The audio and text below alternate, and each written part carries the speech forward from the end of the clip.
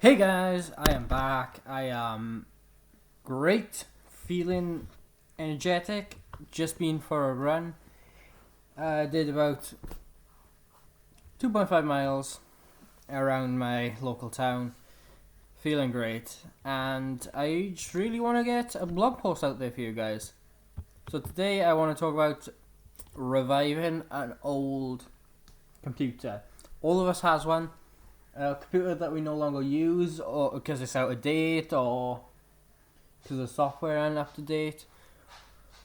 I want to give you guys my tips on how to revive it and bring it back from the dead, so you are able to use it, or at least get some like basic functionality out of your machine. Obviously, from a Linux perspective, I think Linux is great. Some other people might disagree, and if you do disagree, you may as well turn this blog post off right now, because I'm just going to be suggesting some different operating systems for you guys to install on your computer. Things like Chromium, Xubuntu, Linux Mint, Elementary OS, and loads of operating systems that are really, really good for the beginner user, and is pretty easy to install if you get the right user guide. And I have linked that in my blog post. If you are reading that, it is linked in there. I link it in the Chromium section on my blog post, which go check out the webpage I link, because they have some helpful tips on how to create a bootable USB to install Linux on your computer and get all the drivers supported, etc, etc. So guys, it's time for me to stop mumbling and I'll get on to this blog post that I want to talk about today. First off, I just want to say that I'm a heavy Linux user. In fact, I am recording this on Audacity, which is an open source piece of software that allows you to record your voice from your laptop or computer. That is a open source piece of software mainly used on Linux, but it can also be downloaded on other operating systems. And I so happen to be running right now Linux Mint XFCE version 18 Sarah, or Sarah, however you want to pronounce it. But so yeah, I am a heavy Linux user, and I'd like to share sort of Linux for the computer for other people. So I know most people already use Linux. Almost everyone already uses Linux on Android phones, PlayStations, Xbox, Steam, or well, not Steam, Steam OS. All those things use Linux and are run on Linux. So you may already be using Linux without even knowing it, but you have not tried. If you have not tried a Linux desktop, I think this is the place to start. I think you should first off start by trying out the basics. Trying out the basics, like getting a Chromebook. I know Google is not 100% open source, and some of the things they do are questionable, but Chromebooks are a great way to get a cheap laptop and to try and get you to convert into Linux and try out open source software. And if you're really tech savvy and you really enjoy using your Chromebook, you can install a Linux operating system straight onto your Chromebook, like a proper Linux desktop, like Linux Mint or Ubuntu. You can, and I probably will link that for you in the description below. But Google Chrome has a lot of supported software. It is mainly used while connected to internet.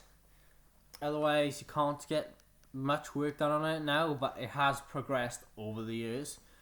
And I haven't used one myself, but I have heard really good reviews on it. And in fact, The Verge just did a new best of gadgets kind of video where they show off the best Chromebooks in the market right now that you can buy for pretty cheap.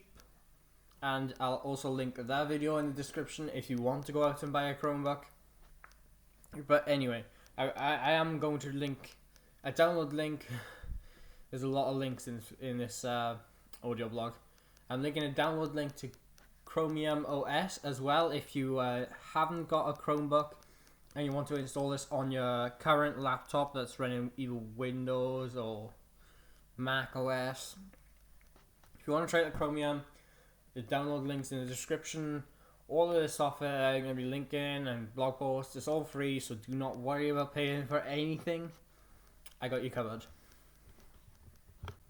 The next operating system I am going to suggest is going to be, how do I say this? Odd, I would say.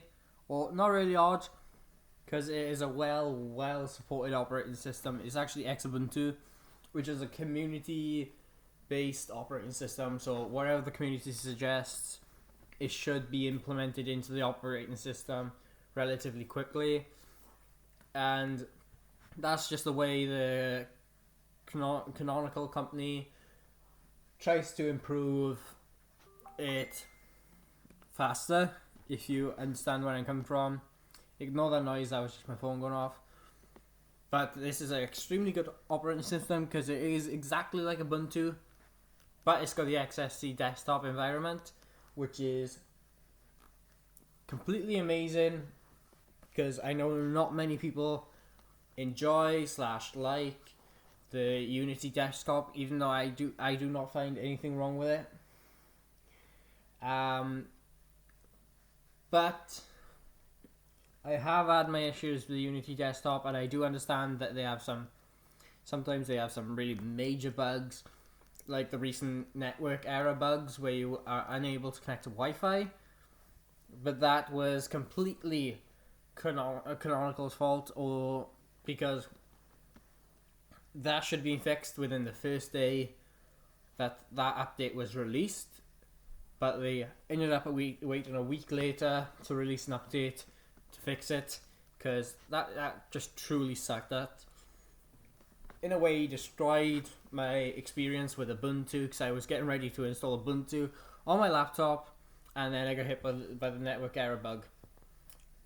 But anyway, I did try Xubuntu, and for some reason I did not have the network error bug. Even though it's still Ubuntu, I probably installed a later version than a currently up-to-date version, but I find it working fine on my laptop. I'm currently not using it, but when I was using it, it was perfect. No issues no issues at all, and it supports very old hardware. So if you want to give it a try, there will be also a download link in the description. If you want to check it out, I'll also link their website in the description for you to check out their page. They do some amazing things, and it is pretty great. The third operating system is one I already mentioned in this audio blog, and it is absolutely amazing in my opinion. I am currently using the XFCE version, and that is what I'm running right now while recording this on my laptop. And this is Linux Mint. It is a completely amazing piece of open source software that you were able to run on your computer. I can't praise this enough. If you listen to my Linux Mint's 18 review, I praise this desktop environment, this operating system like mad. I absolutely love it. It reminds me a lot of Windows 7, and it works amazing for gaming. There's so much support for hardware and drivers.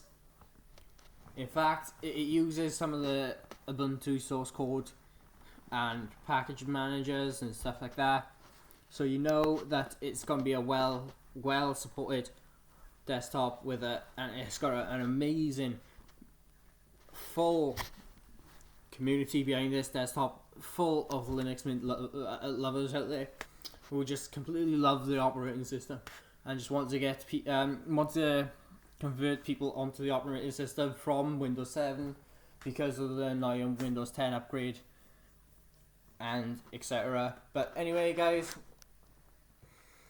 this operating system is amazing. I will link this one in the description below.